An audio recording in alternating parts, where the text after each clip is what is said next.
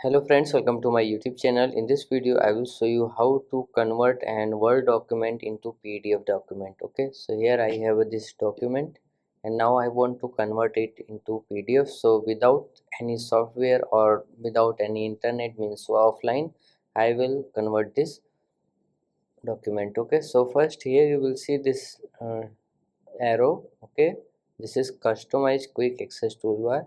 Now you have to just check this save as option. Okay, then you have to just click on the save as option, and then here you will see file format. You have to just select here PDF, select it. Okay, now just click on export. Now I'm going to choose this location.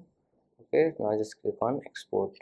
So when you click on export, this file will be exported as a PDF. So like this you can convert any Word document file into PDF file. So if you like this video, please like my video, and also subscribe my channel for more videos like this. Thanks for watching.